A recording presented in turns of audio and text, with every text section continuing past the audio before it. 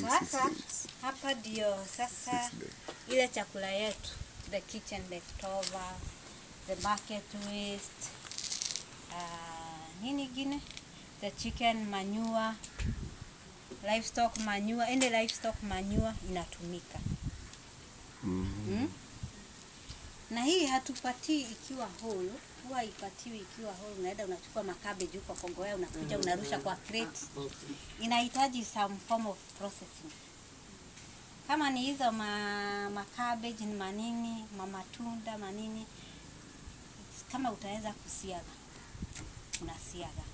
Kama utaweza kukatakata, unajua tuko at different levels, Kuna mwenye ataweza kununua kisiagi, si ndio? Anasiaga, alafu anaziweka into buckets, zinaanza fermentation. Na kuna mwingine, mimi niko na panga peke yake. So naenda nachukua hizo maviazi, matunda na katakata, alafu naziweka kwa buckets na ferment. So inalingana na uwezo wetu.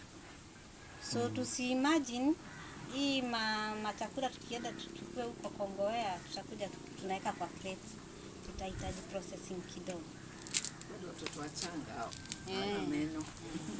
Lakini kama ni poultry manure, if you're using pure poultry manure, hiyo tu ni fermentation. Unaweka kwa maji na sio maji mingi sana, ina ferment, unapatia. Kama ni any other livestock, kuna wenye wanatumia pig waste, hiyo tu ni kuferment alafu unapatia. Zile chakula za kitchen za mahoteli, hizo si ni vitu kama mchele, you don't need to kushida ukisiaga tena. So hizo unaweza ferment alafu unapatia watoto wako wa BSF. So hiyo haina process nyingi. Ni sasa hawa si washamaliza hizi chakula sasa. Ukiangalia huwa ni wakimaliza chakula huwa ni vijidudu vingi sana. Zimejaa hapa kwa crate, So you're supposed to divide. Una divide hiyo crate, Unachukua kama mikono mitatu. Ukichukua mikono mitatu, those are very many worms. Unaweka kwa like 10 kilograms of the main feed yenye iko fermented. Alafu unarudisha kwa the lavorium. Tulisema lavorium ni ile compartment yenye unaweka larvae. Alafu you make sure you label. Hiyo wakati umeanza the main feeding, every crate yenye utaweka larvae, yenye utafeed hiyo siku unaweka label. Na most of the time kwa sababu hizo crates ni za plastic, huwa tunatumia masking tape. Masking tape unairarua, unaweka with the marker pen, unaweka tarehe ya label. So that the next time you are coming, utajua hawa walikuwa fed like yesterday. So today I won't feed. Lakini wewe mwenyewe hata ukiangalia hizo crates, ukirusha mkono hivi, utajua inastahili kupewa.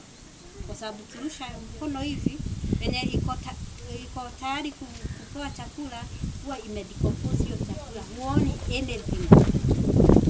Kama if you are feeding on potatoes, huwa ina decompose hizo viazi zimeoza. Unaona tu gozi za viazi hizo tu zimebaki juu. Hii ingine imekuwa mchanga. Yes. So you continue feeding mpaka wafikie ile stage yetu ya the 5th instar. Yes. Tuko pamoja. Na during hiyo feeding, kama ukitoka the first instar, si tumesema hii itakuwa ni mchanga, ni kama hiyo compost itakuwa soil like. I don't know how to describe. Madam Zahra nisaidie. Itakuwa inakaa soft lakini mchanganyiko. Inakaa mchanganyiko. So to separate the floss, so inaitwa floss.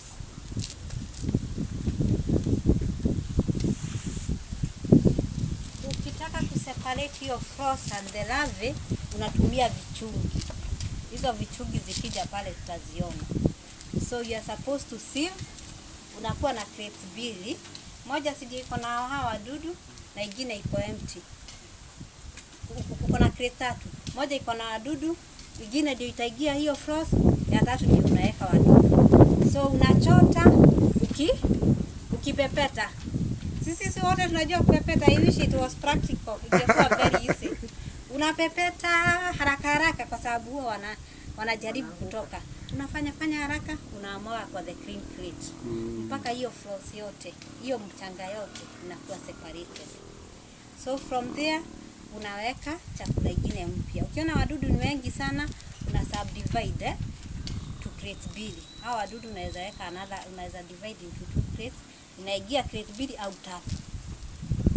Tuko pamoja mpaka hapa? I hope you are visualizing. Yes. It's very difficult to explain something people have not seen. We have seen some. You have seen, in the YouTube and yes. things, so at least we have the idea. So just sasa hiyo ndio process ya kufeed. When you are feeding, you have to sieve. Una sieve, you separate the floss from the larvae. The larvae you put more feed, compost unaipeleka mahali. Kama kuna mahali umetengeneza unapeleka pale. So hiyo floss unaweza tumia kwa shamba, in your kitchen garden. It's very good, it's organic, haina madawa, haina nini. Yes. So sijui kama kuna swali mpaka hapo. Nitawatumia notes kwa WhatsApp. Nyinyi wote mko kwa WhatsApp? Yes. Sawa. Kwa sababu kuandika all that. Yes. Kiwango cha chakula nitajuaje chakula inawatosha mpaka kesho ama kesho kutwa? Ile nitafida every time. Huwa ni sometimes ni experience. Lakini lakini tumesema hizo mikono tatu za the first instar unaweza weka 10 kilograms of substrate. Yes. But with experience, you don't need to kupima. Inakuja tu, yeah? In YouTube wameweka wanajua kama ni different wengine wanatumia for so many purposes. Yes. Niona kama ni 200 grams unaweza kula 10 kg of waste. Yes, but with experience inakuwa rahisi. Na pia the type of feed. Kuna chakula kingine inakuwa broken very fast. Inakuwa broken down very fast. Ukicompare poultry manure na hizi agricultural waste, hizo za matunda, utapata hizo za matunda zinakuliwa haraka. Lakini poultry manure ni slow. Yes, hata zile za slaughterhouse ni slow. Kwa sababu those are protein they need a lot of energy to break it down. Yes. But hata sisi wote tuna learn. Even me, I'm learning, by the way. I'm not an expert in this. We are all learning. sasa nikuulize. Can you use this as fertilizer also for your soil? Hii floss, hiyo mchanga inabaki.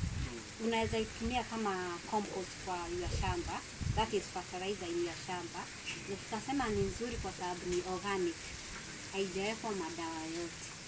Na ukienda kwa these big companies inauzwa. It's a source of revenue to those companies. Yes. Sisi hapa pia tutauza pia. Ni biashara.